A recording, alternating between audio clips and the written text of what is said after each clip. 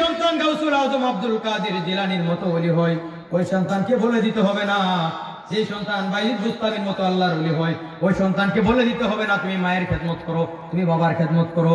ওই সন্তান নিজেই মা বাবার খেদমত করবে। শুধু খেদমত না, নিজের সন্তানের চেয়ে নিজের মা বাবাকে অধিক প্রাধান্য দিবে। বলেন না সুবহানাল্লাহ।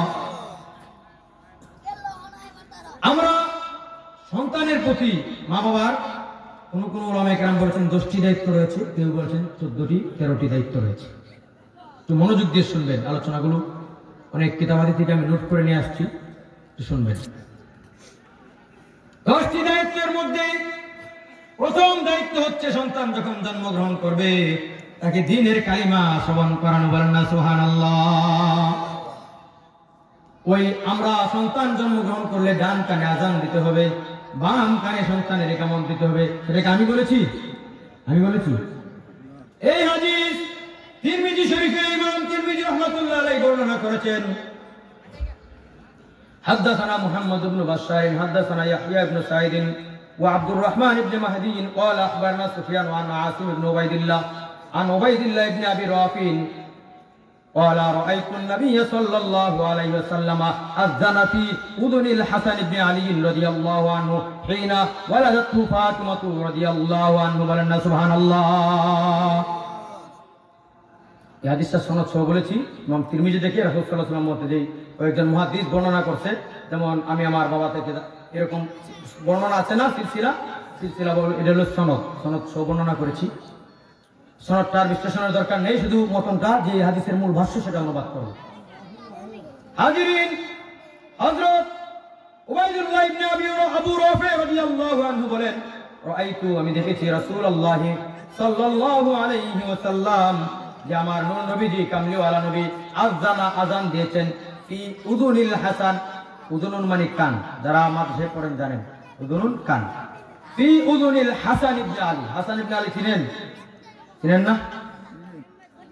হযরত আলী রাদিয়াল্লাহু আনহুর বড় ছেলে হযরত হাসান রাদিয়াল্লাহু আনহুর কান মোবারক, যখন তিনি হিনা ওয়ালাদাতু ফাতিমা রাদিয়াল্লাহু আনহা, যখন তার মা ফাতিমা রাদিয়াল্লাহু আনহা তাকে জন্ম দিয়েছিলেন, তখন তিনি তার কানে আযান দিয়েছেন কে? আল্লাহর রাসূল, কুল কায়নাতের সরদার নবী হযরত হাসান রাদিয়াল্লাহু আনহুর নানা, তাই না? তিনি হাসান রাদিয়াল্লাহু আনহুর কান মোবারক আযান দিয়েছেন। আর আযান আর ইকামত, এটাকে হাদিসের বিভিন্ন, আমি অনেক হাদিসে পড়েছি, কিতাবুস সালাতের আযান, বাবুল আযান একটা অধ্যায় আছে, সেখানে আযানের অধ্যায়, ইকামতের অধ্যায়ের মধ্যে অনেক জায়গায় হাদিসের কিতাবে, ফিকহের কিতাবে আযান দ্বারা ইকামতকে উদ্দেশ্য নেওয়া হয়েছে। এজন্য ডান কানে আযান দিয়েছেন, বাম কানে ইকামত দিয়েছেন। এটা হলো 1 নম্বর দায়িত্ব। সন্তান জন্মগ্রহণ করলে কি করতে হবে? ডান কানে আযান, বাম কানে ইকামত।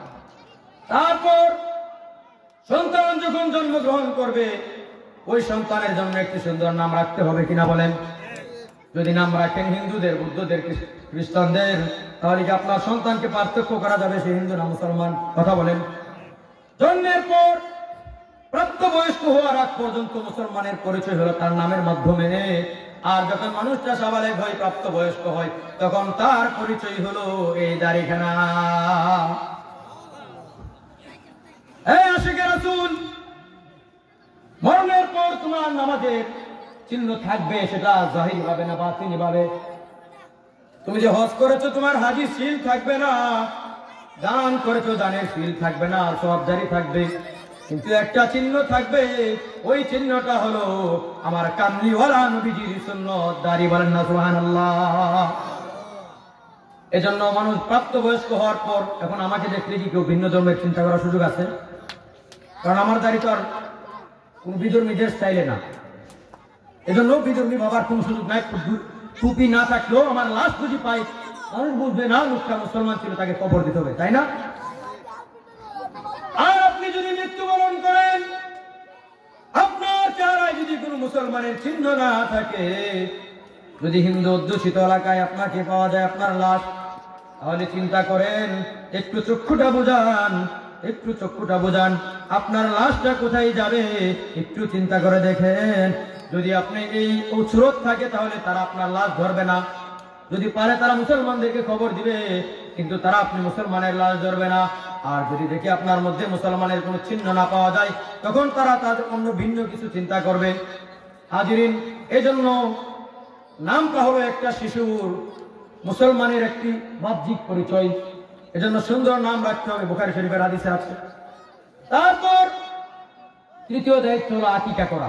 আকিকা আমরা সবাই করি না? গরিব ধনী সবাই চেষ্টা করি আকিকা করার। ওই তো 7 দিনের দিনও পারি না, পরে হলেও চেষ্টা করি, যা সামাজিকভাবে আমাদের মধ্যে প্রতিষ্ঠিত। কিন্তু বাকি যে দুইটা বললাম সেটা আমরা অনেক সময় সিজারে বাচ্চা হইলে আজান দেওয়া হয়, এই কথা বলেন, আজান দেওয়া হয়, যার কারণে আজকে আমাদের ছেলেরা নাচ গান শিখে তারা ওই দিকে আকৃষ্ট হয়ে মা বাবার অবাধ্য হয়, তারা আল্লাহ থেকে, আল্লাহর হাবিব থেকে, ইসলাম থেকে তারা দূরে সরে যায় কিনা? এজন্যই চেষ্টা করবেন এটা যেন কোনোভাবেই মিস না হয়।